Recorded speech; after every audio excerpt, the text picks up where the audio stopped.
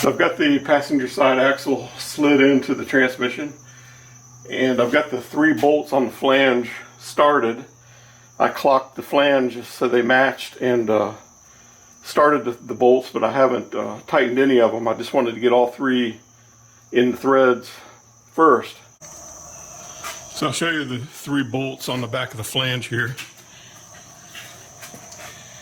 There's one right there, and there's one back there and one up at the top there. Those are, you have to get to them from the back side, and they just hold the flanges together there. And the next thing to do would be to install the spline here into the hub.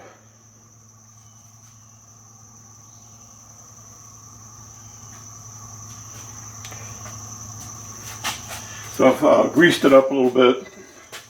You just need to flex it so that it can go inside the hub.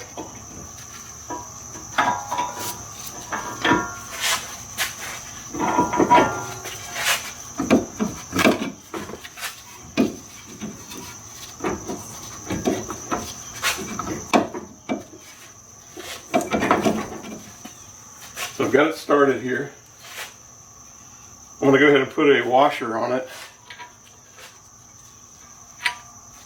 You just have to kind of jiggle it around until the splines of the drive shaft line up with the splines of the hub.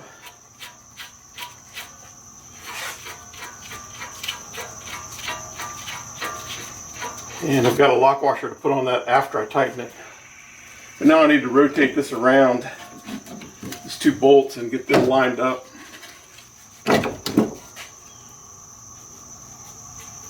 With the strut.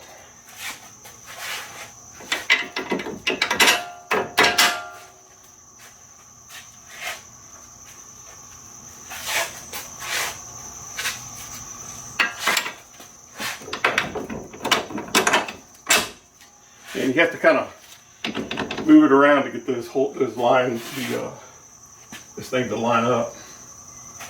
I'm going to go ahead and spin on these nuts.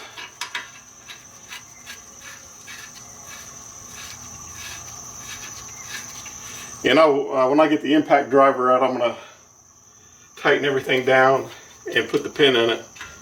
I've got to do the driver's side axle first also, and then that's when I'll tighten everything down. And what I'm planning to do is give it as much camber as possible. So what that means is I'm going to push in on this assembly and then tighten these. So that way I want the wheel to have as much camber as possible. And then I can make some adjustments later. I also have to put the brakes on. And the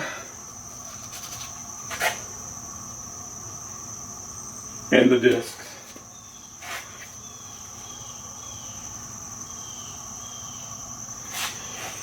There you go. We got the passenger side drive shaft in.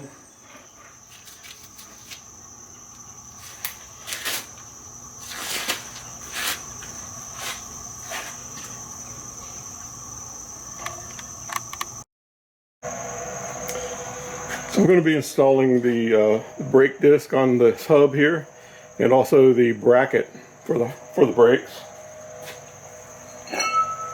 I've got the disc here.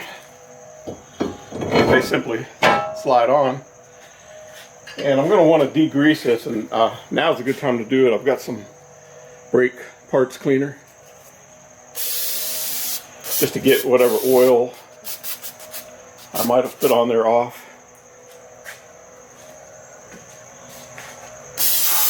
And make sure to do the back. I'm going to have to rotate it, I think.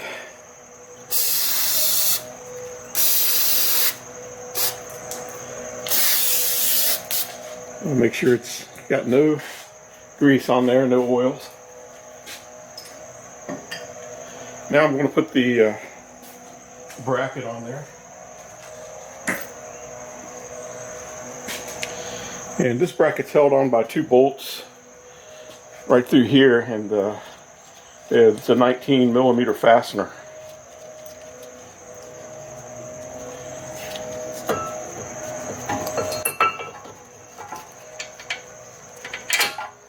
And you know, like with anything, I like to start one bolt and then start the other.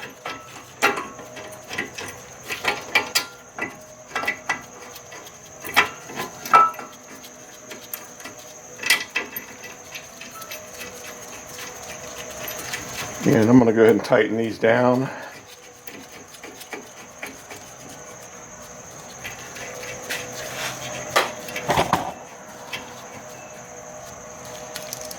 You know, it's a standard clockwise.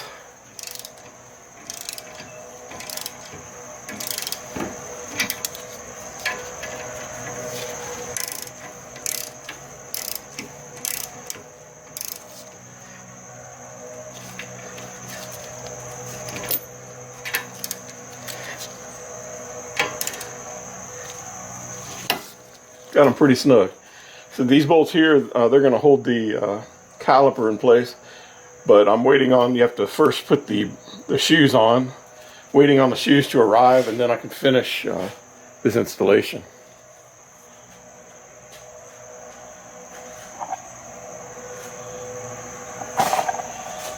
But that's a look at the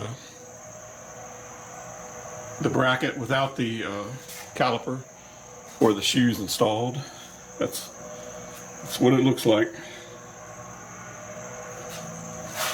It's got some nice stainless steel hardware here.